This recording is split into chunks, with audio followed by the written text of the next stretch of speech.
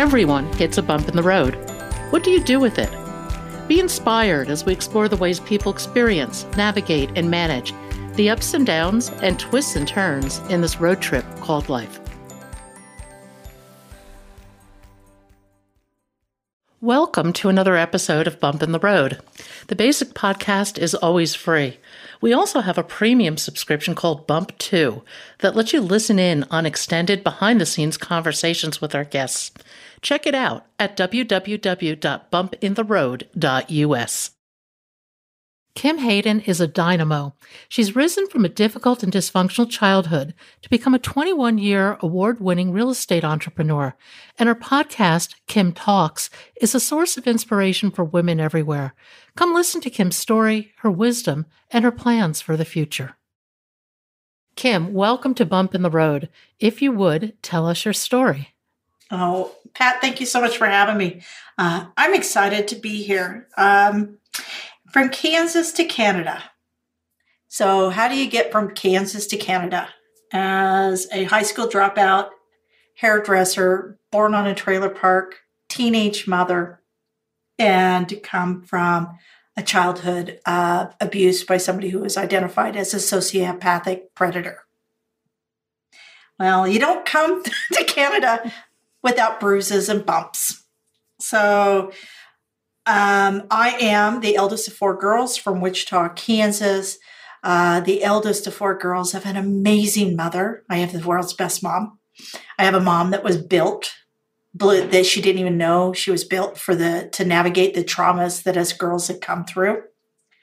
My father was genius level and very good looking. Very good looking. The guy looked like James Dean, and he could turn any piece of junk car into a masterpiece. He also was the product of abuse himself, generationally, and his father before him. So I am the last generation within my father's family that we have allowed that abuse to continue forward. When I was 19, I got pregnant. I was in an abusive marriage. I married the first guy who was actually nice to me, and I thought he could protect me from my father. Because even at 19, I was still dealing with him because the DA's office had us in a program in Wichita, Kansas that encouraged rehabilitation versus removal. And their whole goal was to keep us engaged with my father. So I married this man, and the man proceeded to beat me and abuse me. And when my son was 3 weeks old, my ex hit me for the last time. And I have to say, the Beach family for Wichita is known for its aeronautical. If nobody knows that, here's something trivia you could take away. Wichita is the aeronautical capital, or at least when I was growing up, the aeronautical capital of the United States. Beach, Boeing, Lear, Cessna, Raytheon, they all went through Wichita. The Beach family had a shelter. And through that shelter, I sought solace in 30 days because my mother was still living in my grandparents' basement apartment, 700 square feet, now with 3 girls instead of 4 girls. And so I couldn't go home. And my ex he never contributed financially. And I had nowhere to go. And so again, an amazing woman, Mrs. Beach, had a secret kind of space for those of us who needed to kind of get reestablished. So at 19, I'm going through this now, 19, 20 years of age, got divorced. At 21, I was basically financially destitute because of a bleeding disorder I was born with. My son was born with. Getting medical insurance back in the 1980s was not the easiest thing to do if you had a pre-existing condition. So I had $9,200 worth of debt, and I had to figure out a solution. And my grandmother and grandfather, God love them. I have to say, both my grandparents have passed on. My grandfather over 20 years ago, my grandmother just a few years ago, and God love them. They were the anchor in the storm. And my grandma and grandpa, I would be on their divan with the baby and watching 60 Minutes and 2020. I loved those shows. I watched them. It was such a great time. And then followed up with some Johnny Carson. And I remember an article coming out Las Vegas. Vegas is on a boom. 1990, Vegas is on a boom. Highest pay scale for the lowest education level. I'm like going, oh, dude, hairdresser from a trailer park in Kansas. I fit that bill. Now, had they said highest pay rate, if you've got coordination, I would not have gone because I'm not a very coordinated person. So you guys could all just assume what my waitressing skills were like. I went to Vegas and I ended up waiting tables, and I worked several odd jobs just trying to get everything because I had outstanding speeding tickets and things like that. And at that time, you couldn't get a license. You couldn't get your pass your background check in order to work in a casino. And so I had some things I had to get straightened out. And I had some people, great people in Vegas that came along and kind of helped me along.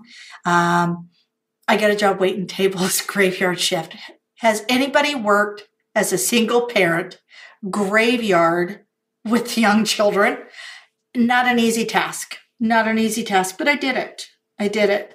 I was in an apartment, and I was in a fourplex in Vegas, and the apartment upstairs was not properly secured, and children got in there and it was nothing done maliciously. It was an accident. The apartment upstairs ended up catching on fire and ended up homeless. I ended up homeless because the building had finally got resituated, and I have now a job at the Mirage. I'm working graveyard. I'm tired, but I'm dealing with it. I got the kid. I'm making the best I can. And the apartment burned. So now I'm homeless, and I go in to work one night after coming off of a short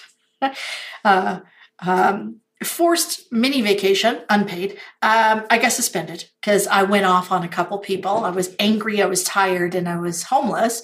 And I went off on somebody. Turned out that they were VIP guests of Steve Wynn's for the grand opening of Treasure Island. So, folks, the moral of that story is you never know who you're talking to. So be nice. So I come back from the night I came back from my suspension, I actually met my husband of 29 years. And it was a dare date. His friends, they're all drunk. It's 3 a.m. It's Vegas. What happens in Vegas could actually follow you home and live with you for the next 29 years. So, but he goes, you want to go on a date? You want to go on a date? And I was like, not going to happen. I'm never dating again. I've written men off. By the end of their dinner, his friends had convinced me, and I finally liked it. I said, fine, I'll take a free meal. I mean, what single mom out there won't take a free meal? So went on a free meal. Later I found out the one restaurant he hates, sorry, Olive Garden. I worked at Olive Garden. I love Olive Garden. Come on, breadsticks, all you can eat breadsticks, soup and salad. You gotta love Olive Garden.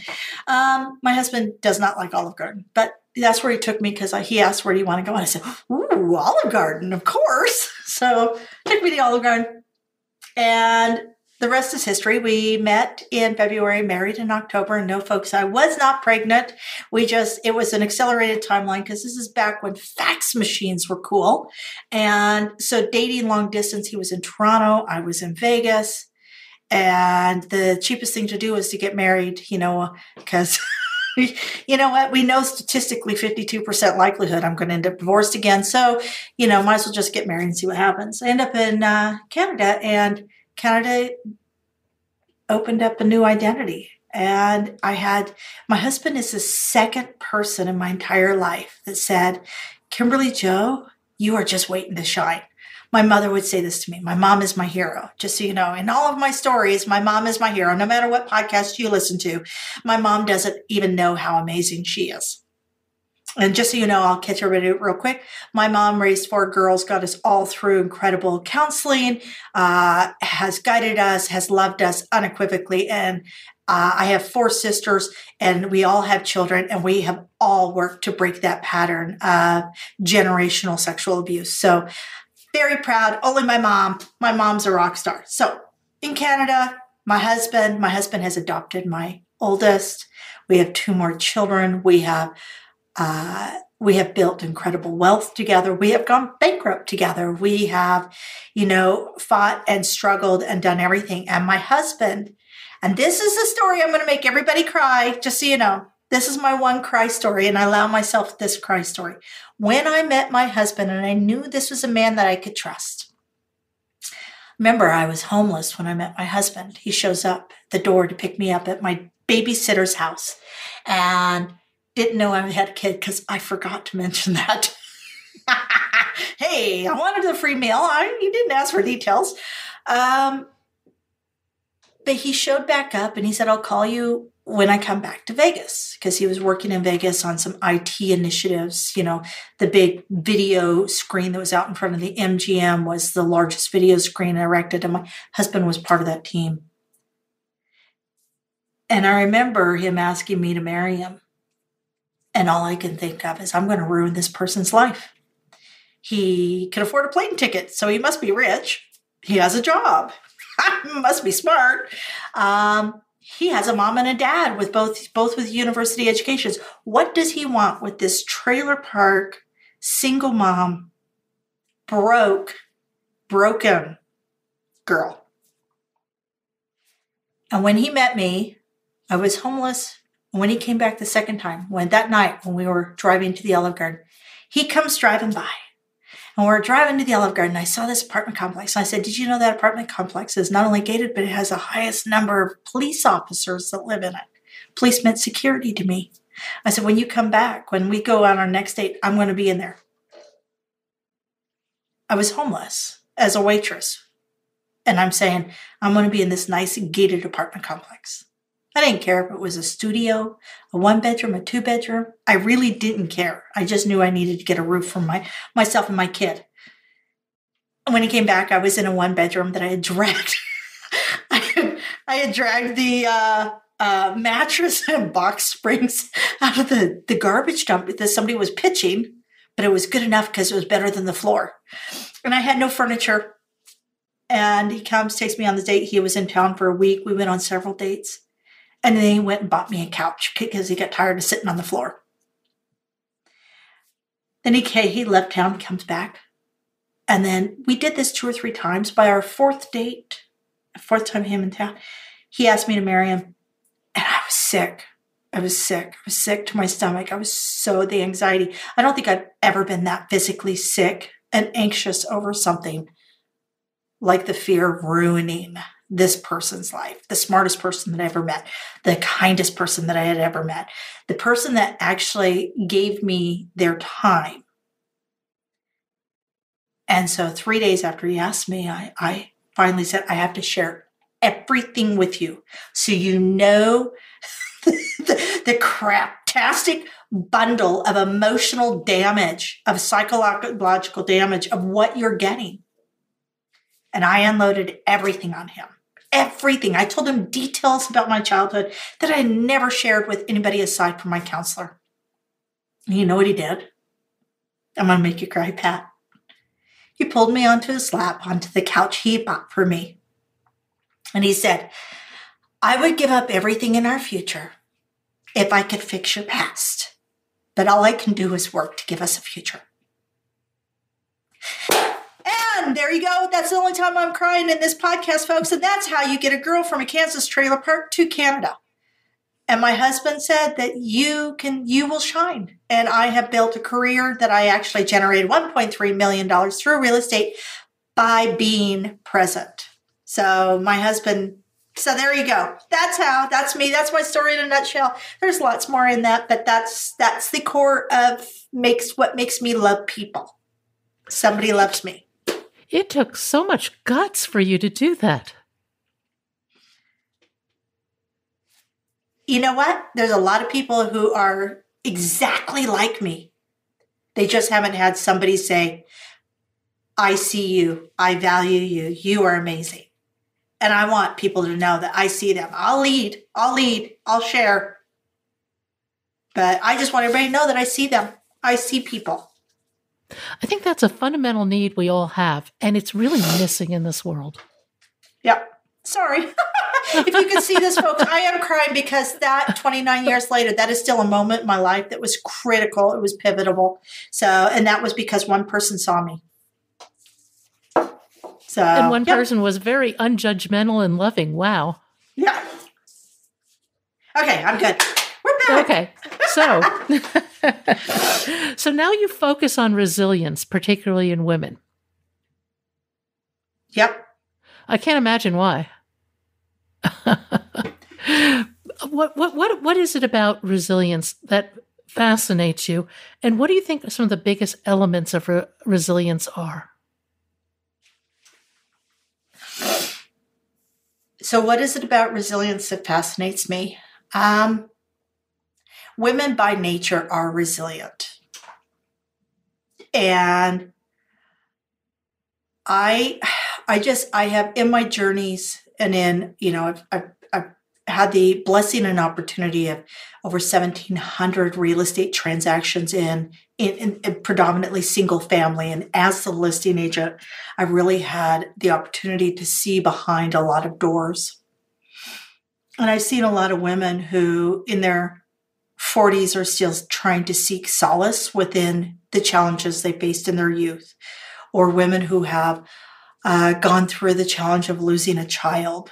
I've had a lot of clients who have lost children, have had dealt with cancer or any of these things, and I also know that without the female energy, the female influence, the nurturing side that we bring to the world, we see chaos.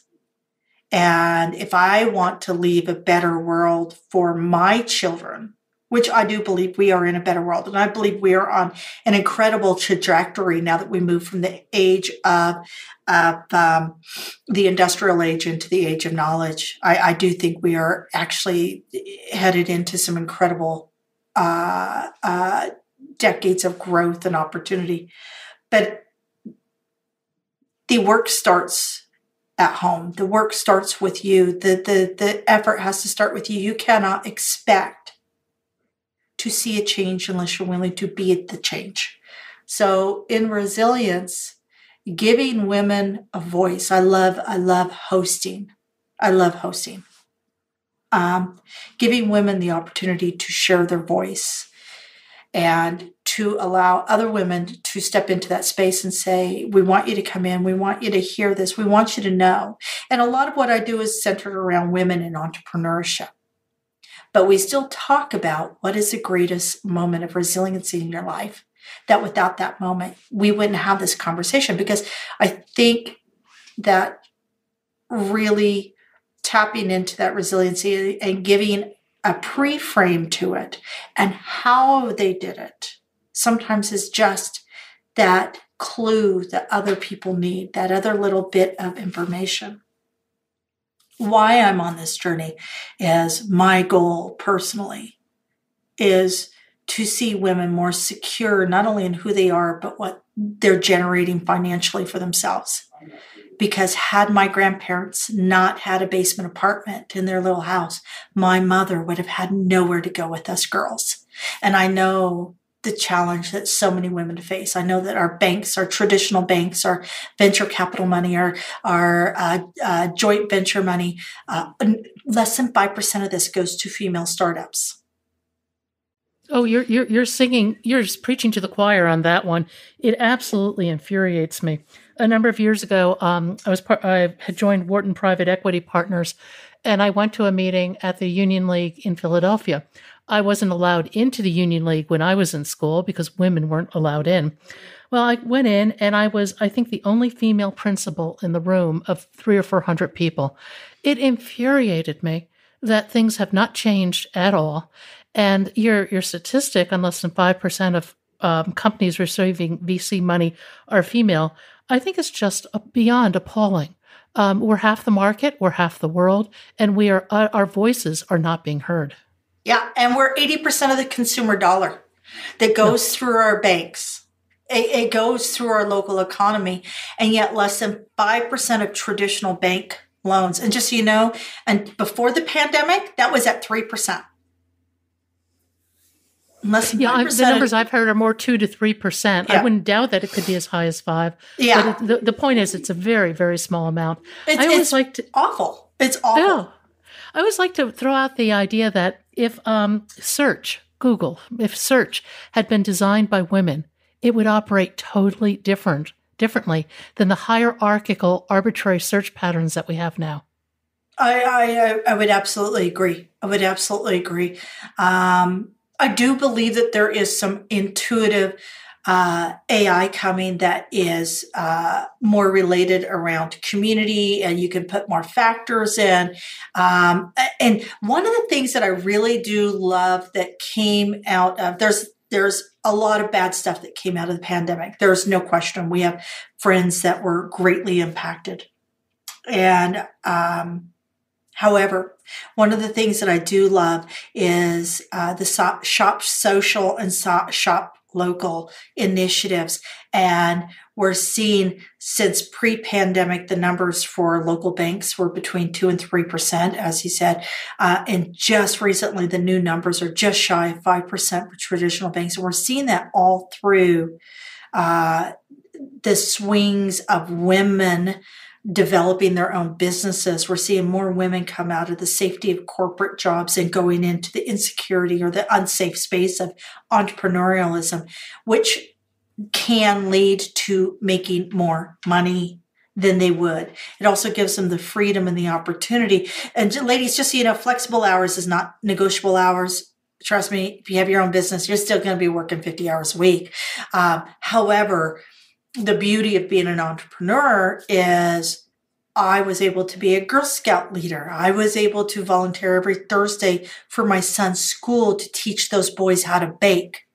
Because you're going to hear a lot about food when talking to me. I'm huge about the kitchen and navigating the kitchen, especially with food prices, the way they're going up, grocery prices. You better know how to operate those leftovers. But there's so many things going on. We're even seeing traditional education spaces that are getting full overhauls. When we see MIT, Harvard, Berkeley are all now participating in edx.org.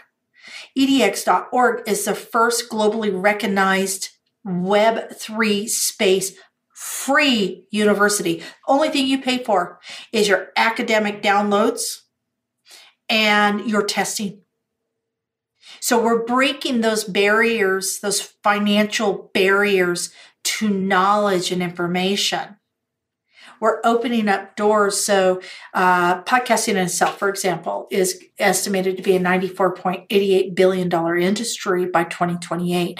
And podcasting, it comes from a 2004 MP3 transcribed space, right? Like it's crazy, the opportunity. And podcasting, as people are moving off of, we're starting to see these trends of people moving from social media purely for entertainment, but moving into this addiction to learning, to constantly learning. And yes, you've got to be careful. There's coaches out there everywhere. I get it. Do not discredit somebody's coaching platform because you do not agree with them as a principal or their belief system, right, left, Protestant, Catholic, whatever. But be careful if they have no actual authority or experience within the space, right? But I mean, there's how many ways to get to the top of the mountain, right? There's tons of ways. So, but these are all the things that we're seeing explode around us. And what's beautiful is, especially with, a name like Pat. Pat is not a limiting name in the sense of it's not gender-based. Nobody knows. They just go off of the experience that you put in front of them. So there's so many opportunities that have arisen over the last few years, just over the last few years. That's why I'm so excited about the future and where we're going is in just the last 24 months, look at how the world has shifted. Women in India are starting to make really serious money because the way we shut down and we opened up at the same time. This is all they need. This is all they need in order for them. Sorry, I'm holding up my phone, folks. The phone is all they need to elevate their family's economic status so they can go on a path of education and growth and elevating themselves out of poverty. I think this trend of women leaving the workplace for more entrepreneurial endeavors is multifaceted. I think part of it is you reach a point where perhaps corporate life isn't quite as alluring, money isn't everything, and you've developed 20 years or whatever of very significant skills. And those skills can be used in a lot of different ways. And I think for many women, maybe they hit that glass ceiling, maybe they're just dissatisfied, but they realize that even with risk, and there's risk in everything, that going off on their own more individualized path offers so many more potential rewards, and it allows them to bring in that feminine quality, if you will, into their work, whereas they may not be able to express that in a corporate world. They did a study of women going into law practices. Mm-hmm. And these women would come in. And this is like an overarching principle they found within the study. Baseline, right? They would come in and these women would excel, and get to like early 30s and make partner. And then they move into their birthing years, the years of when they're creating the next generation. Which, by the way, folks, we do need a next generation. Otherwise, I don't want robots rolling me over when I'm 80. And come on. So, and then that's where they stall out. And then they would leave. Until these traditional workplaces and corporations can quit penalizing the caregiver and start celebrating and finding ways to incorporate either a mixed blend, work hours, split workloads, flex office spaces, those types of things. Until they incorporate that, they're going to continue to bleed incredible talent. And I think it goes even deeper than that. I think the corporate life is a very male world, and women are expected to fit into the male world. And I think that when women leave, all of a sudden now they have a broader flexibility where they bring that more linear thinking, which has value. Plus, they have that more expressive, creative side. And that's a killer combination.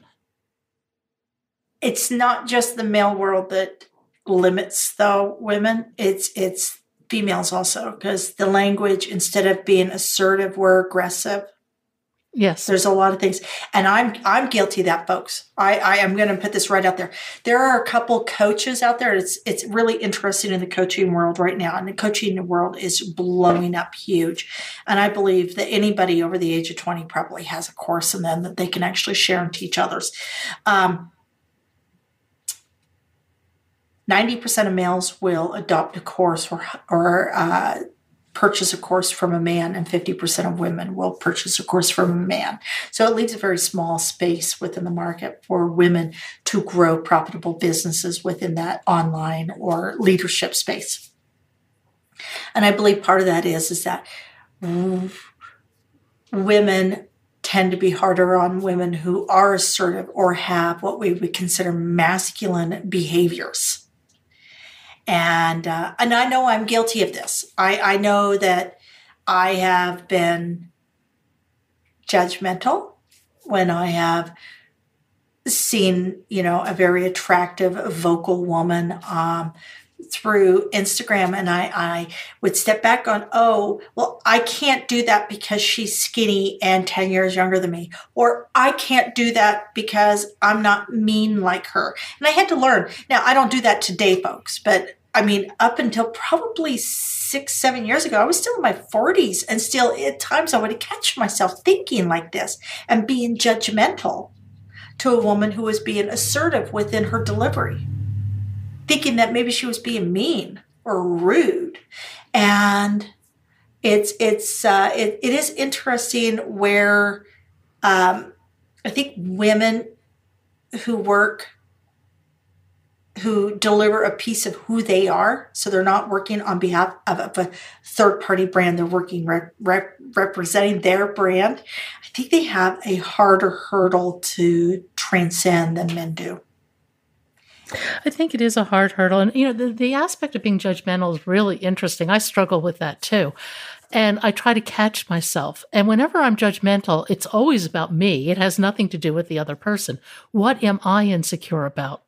What is it about that person that is resonating with me that makes me uncomfortable? And I think when you start turning it around on yourself, it can become incredibly educational. It's very eye-opening, very eye-opening. I wish, truthfully, and everybody has regrets. And if you have no regrets, that's awesome. Please come talk to me. I'd like to learn what you know.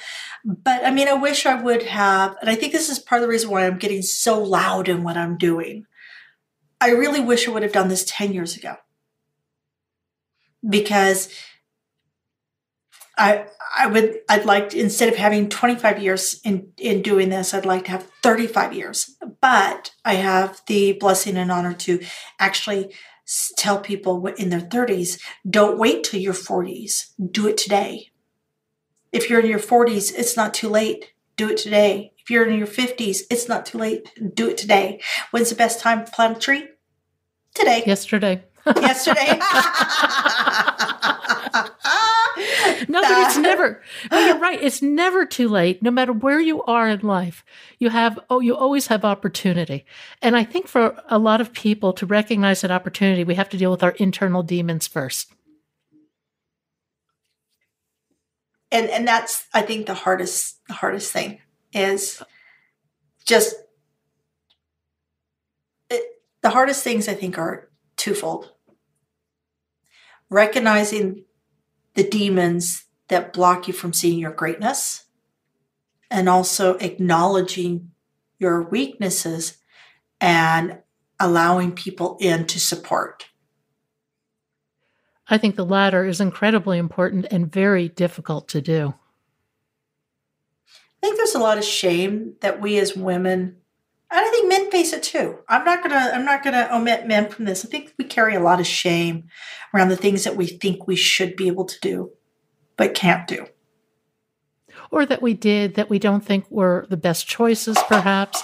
And I think everybody needs to learn to release that, because when you release it, all of a sudden this whole new world of energy and possibility opens up, because you're not bound by your limited perceptions. Absolutely. Absolutely.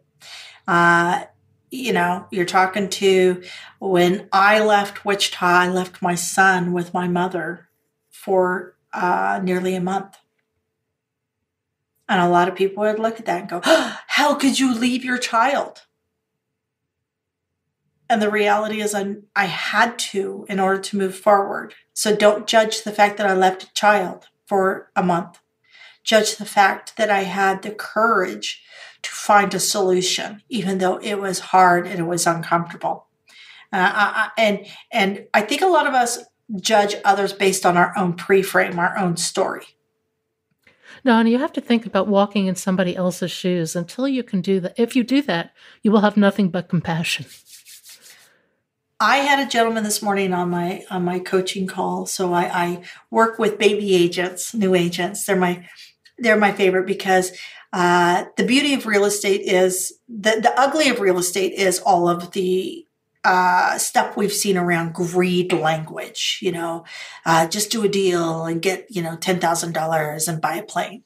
That's the ugly of real estate. And that's what makes people think poorly of, or general consensus poorly about real estate agents. The truth of real estate is the majority of people work very, very hard and are willing to put themselves into a community leadership space. But I had this gentleman on the call. He's been officially 1 week in the business and he's terrified.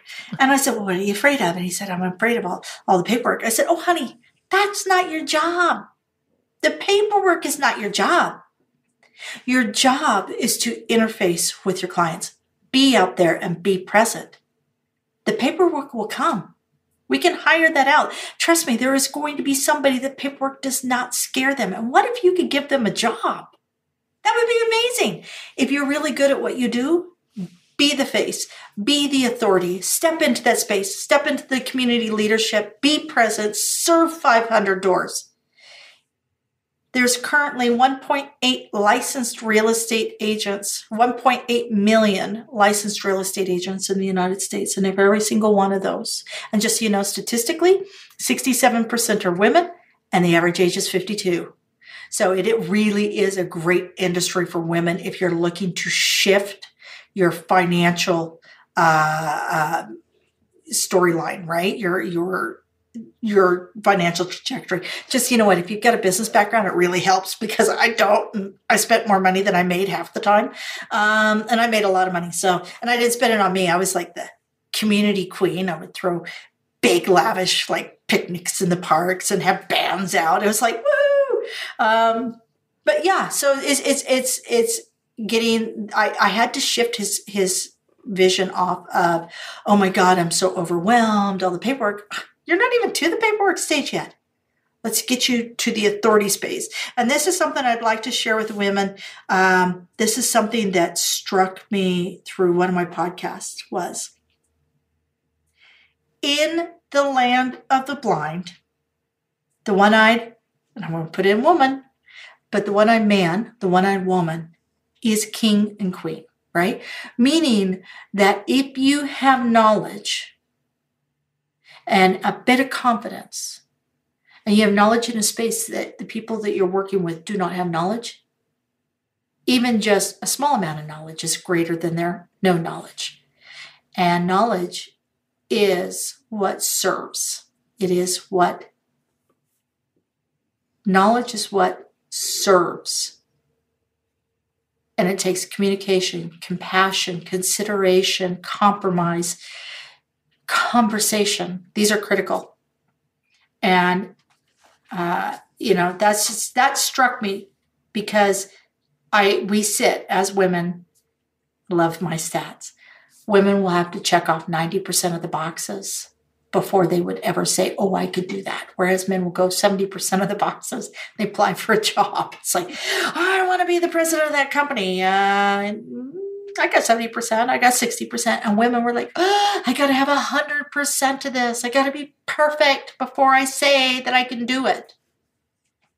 Build the plane while you fly. I went back to something you said about serving. And I think that's a really important observation, that if we come from a perspective of service, so many things work for our benefit, really. Yeah. Ladies, if you know, or men, I don't know, like whoever's listening, if we step forward and we go to the sharing, not selling, sharing, not shoving, if we go through service, and if you are of service, if you truly believe you're good at something, it is your responsibility to share that with others. And it's okay if you get paid for that sharing, because that means that you are in a position where you can share it with more. If you are the coupon clipping queen out there and you know how to take $10 and turn it into $13 at the grocery store, you have the knowledge to help somebody who is an overworked, overwhelmed single mother, single father out there who's just trying to navigate this new norm. And you can actually put a breast of chicken on their plate. Would that not be knowledge that would behoove you to be able to share a subscription to your Facebook group for $2 a month if you could put $30 back in somebody's pocket? So that's all I'm saying, is that we each have something uniquely us that makes us awesome. And if you're ready, step into that space of sharing. And sharing is okay to be monetized. And I think that's the biggest challenge women face versus men. I think it's a challenge in general in this electronic world. I think there still lingers the notion that information and wisdom should be free. And people are used to, split subscription models where there's a free aspect, there's a paid aspect. I think that the world is moving more towards paid. I'll just say on a personal level, I'm very willing to pay for subscriptions that I find valuable. And I think that's a shift that's underway. And I think that it can be difficult to actually realize that. Well, and knowing where to put your money. That goes back again to who's the right coach. So I just, for the first time, and I get hit up all the time, just like everybody else. We're inundated with 10,000 sales pitches a day. something like 10,000 a day. It's monumental. And it's 35,000. You make 35,000 decisions a day. And a third of that is whether or not you should buy that on Facebook. But just say, I'm joking, but that's not an actual stat. But the 35,000 decisions and the 10,000 sales, advertorials of some sort. But I just did because I knew exactly what I need. I have a Facebook group I want to grow so I can serve that group. And through that group, there will be the next level of engagement that is an opportunity to learn further. I will have all my free resources. There will still be engagement. Stuff I find online that I find interesting because that's where my space and my head is at. So if I'm already out there learning this, let me share it with you. If I get a great quote, let me share it with you, right? But if you want your question answered, then I have another option of coming in. So I go into this Facebook group. I need to know specifically how to grow organically, not paying into Facebook. Zuckerberg does not need any more of my money. So how do I take the tool he's given me and use it for good? Bring it out of the dark side, bring it into the light. And there's a lot of good in Facebook. I just found this great Facebook group, Allie and Katie, super sharp, come across very authentically, and they're very clear on what they offer. They are a Facebook group that they proved a growth strategy through. And they went from 0 to 45,000 in their Facebook group in a single year. And now they charge to understand the exact measures, exactly what they did and how they did it, but with the current algorithms and everything that's going. So they're staying current, but they are teaching you exactly what they did. They're not teaching you how to build the perfect lasagna. They're teaching you exactly what they did. And that's where I really believe that if each one of us gave ourselves grace to see what we do well, and then gave ourselves permission to build it and sell it, there would be $500 more in every woman's pocket. There'd be $1,000 more. And let me tell you, $500 more for a lot of people. We all scoff at this. I know everybody goes, make $10,000 a month. There's a lot of people right now. The $500 would be the difference between a high protein meal and a low protein meal. $500 difference can be the difference between their child getting swim lessons. Just so you know, if you have a child that's having anxiety issues or any overwhelm issues, swim lessons are the number one form of physical outlet and therapy for that child, because you get the weight compression, you get the muting of the sound, you get the breathing regulation, and you get the natural endorphins through exercise. But that's not free. So those are my 2 cents. And I think I've gone way off topic, but No, that's an interesting topic, and I think you're spot on. Where are you going to be in 10 years? Where am I? Oh, that's a great question. Okay, 10 years. Y'all want to know what my big goals are? My big goals are to blend my 22 years of real estate knowledge, insight, and experience with my first 15 years of childhood trauma and bring it to the state of Kansas, back to ground zero.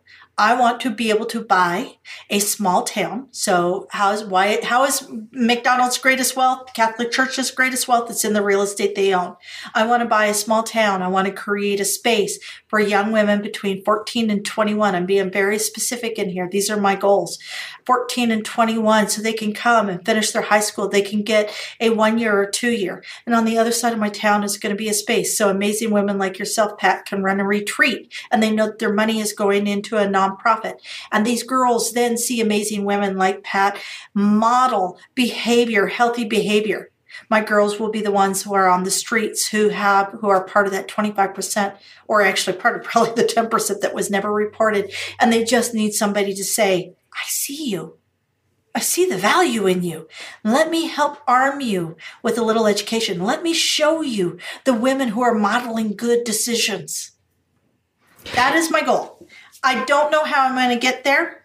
I am taking it one step at a time. I'm developing my first real estate course, which will be available in January. I'm in a high impact. I just so everybody knows, I did. I recently just paid. It's like $10,000 Canadian, but I think it was like $3,000 American. And I sought the leadership that worked within the space that I understood, and a specific leadership.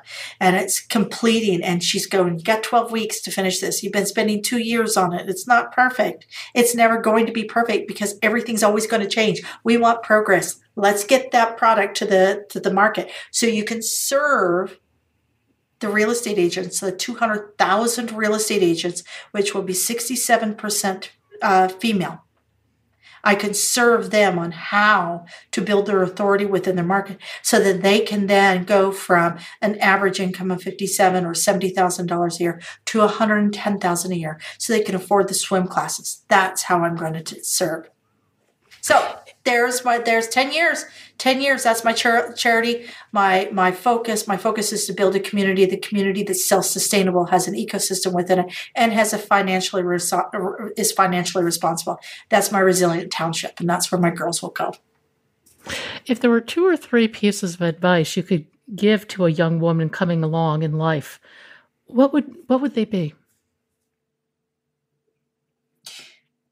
Well, not to steal Brene Brown's thunder, but the faster you get past the shame of anything, be it you didn't finish high school, you're 10 pounds overweight, you're 10 pounds underweight, you're not perfect, you're not as smart as your sister, you come from the wrong side of the tracks, whatever you are carrying, somebody else's opinion that is influencing shame within yourself.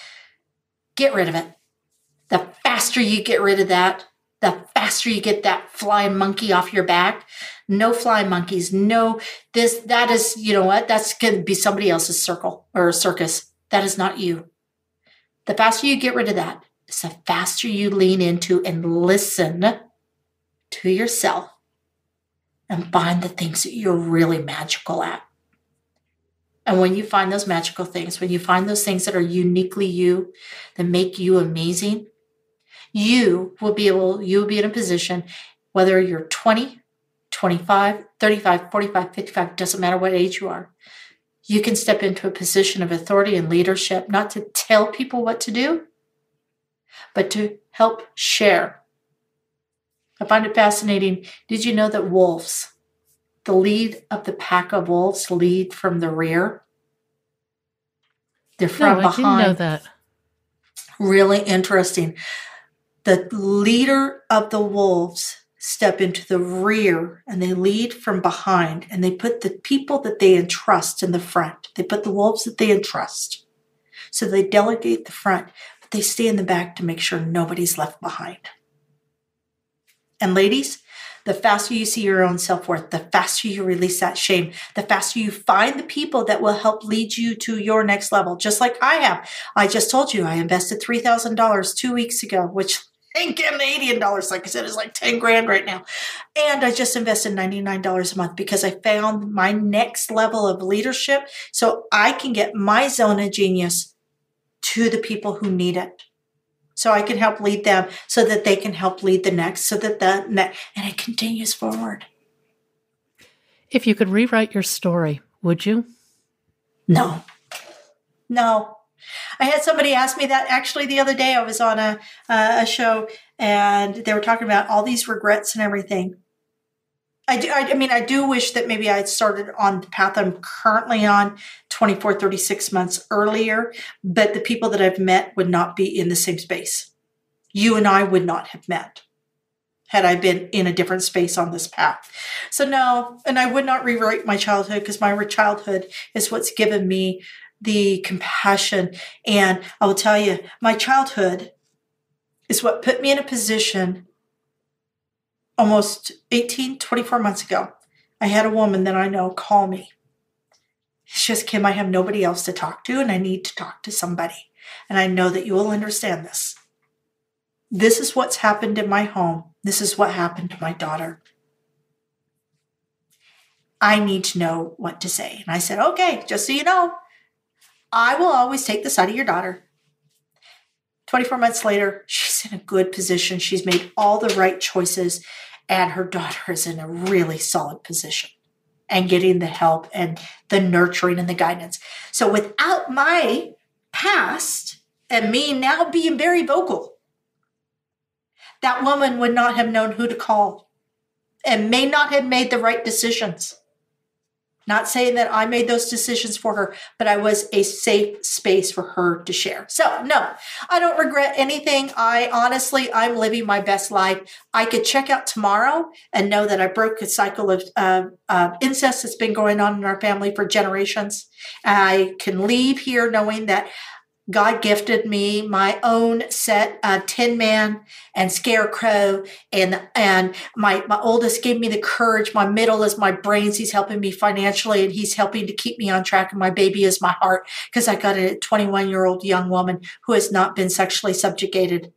I have a husband of 29 years. I have helped so many people through my business, even my conversations this morning, the conversations I will have tomorrow. So no, I don't regret anything. I am so beyond blessed to be where I'm at, because I have nothing but opportunity.